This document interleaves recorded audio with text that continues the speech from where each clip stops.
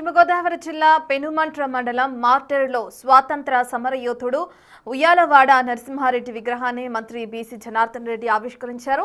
ఈ సందర్భంగా మార్టెరులో ఉయ్యాలవాడ నరసింహారెడ్డి విగ్రహాన్ని ఆవిష్కరించడం సంతోషంగా ఉందన్నారు. రాయలసీమలో పుట్టిన నరసింహారెడ్డి విగ్రహం గోదావరి జిల్లాలో పెట్టడం శుభపరిణామమన్నారు. కుటుంబాన్ని సైతం పక్కన పెట్టి స్వాతంత్ర్యం కోసం నరసింహారెడ్డి పోరాడారని గుర్తు చేసుకున్నారు.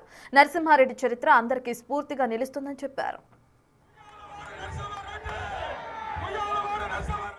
తన ప్రాణాన్ని సైతం లెక్క చేయకుండా ఎన్నిసార్లు దాడులు చేసి ఒక పోలీస్ స్టేషన్ మీదనే దాడి చేసి ఆ పోలీసులో అందరూ కూడా ఎదుర్కొని అక్కడ ఉన్నటువంటి తుపాకులన్నీ కూడా తీసుకెళ్లి వారి మీదనే తిరగబడి ఆ రోజు రేనాటి గడ్డలో కోయిలకుంట ప్రాంతంలో ఆ రోజు తిరగబడి ఉన్నటువంటి నాయకుడు ఉయ్యాలవాడ నరసింహారెడ్డి.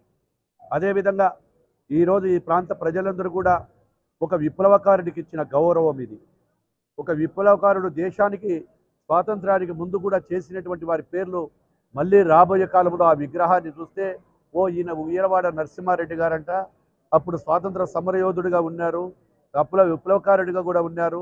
ఆయన కథలన్నింటినీ కూడా గుర్తుపెట్టుకునే విధంగా ఈరోజు విగ్రహాన్ని ఏర్పాటు చేసినటువంటి ఆ యొక్క సంఘంలో యొక్క నాయకులకు అందరికీ కూడా శుభాభినందనలు తెలియజేస్తా ఉన్నాము. ఎందుకంటే చరిత్రలో కాలం మారిపోతూ ఉంది. ఆ రోజు పోరాటం వల్ల ఆనాటి స్వాతంత్ర సమర యోధుల వల్లే ఈరోజు బ్రిటిష్ వారి పీడ విరగడ జరిగిందని కూడా తెలియజేస్తా ఉన్నాను.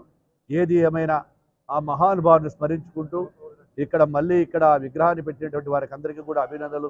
1947 వస్తే 47కు 100 సంవత్సరాల ముందు 1847లోనే ఈ స్వతంత్ర ఉద్యమాన్ని నడిపిన ఒక స్వతంత్ర సమర యోధుడు ఉయ్యాలవాడ నరసింహారెడ్డి గారు.